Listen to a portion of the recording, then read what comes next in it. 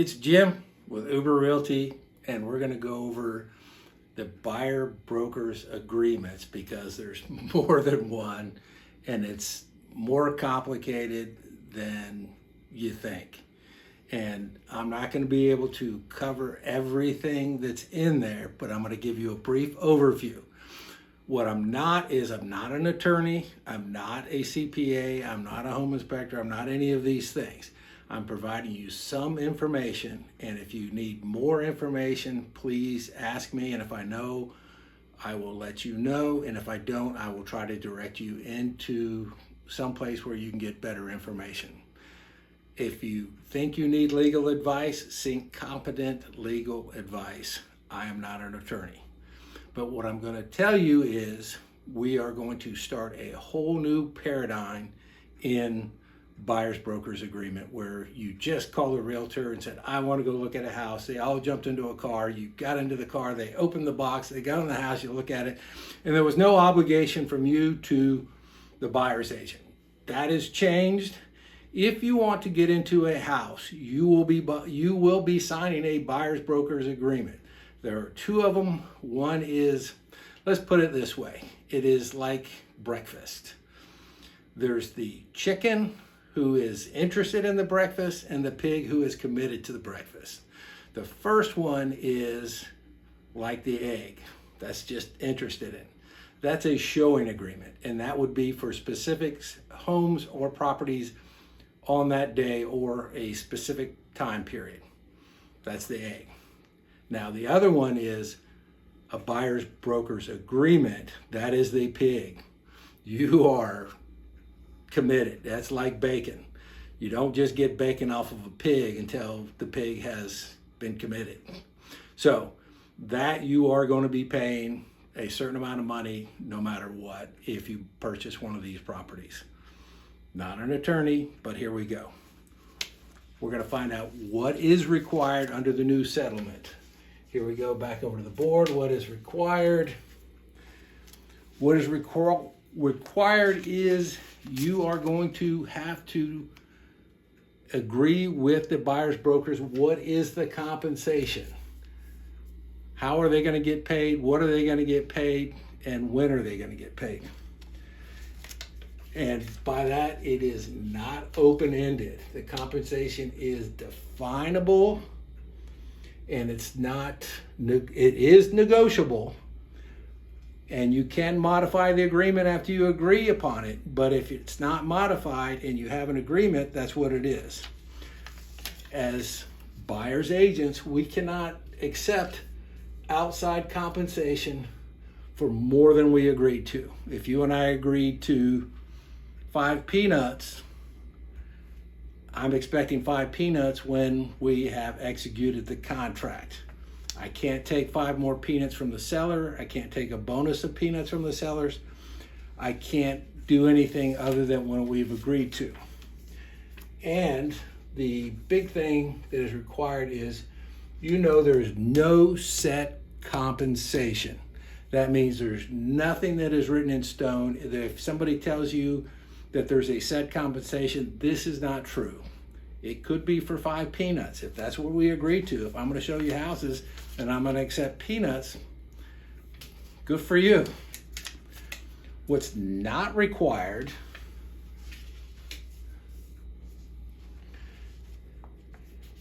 it does not require a specific brokerage relationship. I'm not going to go into all 3 broker relationships, but it doesn't have to be a specific one. It can be anyone. In Florida, the one that everybody is, unless you agree on something else, is a transaction broker. That's the default brokerage. There is no required one.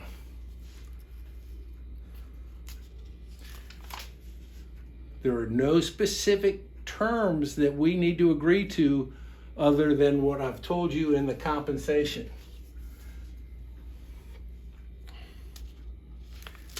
We don't have to, there is no set time that we can agree to. This agreement could be for 1 day or 365 days. And it does not require us to determine what services have to be or don't have to be into the agreement. It can be just for showing. If you just want to go show houses, we can have an agreement that you only pay me to go show you houses. And if you want to negotiate with the seller and the seller's agent on your own, that's up to you. We can go from exactly the way it used to be and agree to a whatever, or we can a la carte, back to the breakfast. Do you want eggs or you want bacon, or you want bacon and eggs? So we've gone over that. Just a couple of other things. Let me show you. Here is just the showing agreement. This is the chicken version, the egg version. This is where we will agree to, these are the properties, this is the time frame we're going to be, after we fulfill just these properties and you haven't bought one of these properties, this will be terminated. Here is the exclusive buyer brokers agreement. That means I'm the only guy you're working with. We have made a commitment. We've met, we want to go out for coffee, talk about things, maybe go look at a couple houses. And if you're interested, we can go further. This one, we're going to a house. And if you buy that house, I'm getting paid. So other things you need to understand is a few things that have changed is conventional FHA and USDA loans. If the seller pays the buyer's agent commission, it will not be counted in the interested party's contribution limits.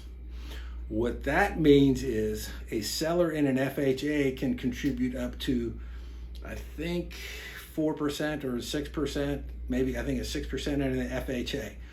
That commission is not counted in that 6% that they are contributing to you. So they can pay for the buyer's broker's agreement and they can contribute money towards your closing costs. The VA loans has a temporary variance, has been issued by the VA, which will allow veterans buyers to pay reasonable and customary amounts for any buyer broker's charges. But here's a couple things. The buyer broker's commission may not be financed. You cannot roll it into the loan. The seller continues to pay the buyer's broker's charges. VA will not consider it as a seller concession also, because in a VA loan, the seller can contribute up to 4% of the purchase price towards your closing cost or any other concessions that they make. So look, this is complicated. Once you've decided what kind of representation you want, how much you're going to pay the agent that is going to help you, and then you can go ahead and purchase a home, and it stays the same after that. You've got to ask questions. You've got to understand what you want. If you are a savvy home buyer, you can save a bunch of money. If you are walking in there, not asking questions, not looking for a competent realtor, not positioning yourself in the purchasing and getting representation correctly, you're going to spend too much money. Beware, ask questions. If you got questions for me, give me a call. If we're looking to buy a house in Niceville, Crestview, Var, Shalimar, Fort Walton Beach, give me a holler. We got two options for you. I'll give you the lowdown on the phone. Check out the website. We're here to help you. Peace.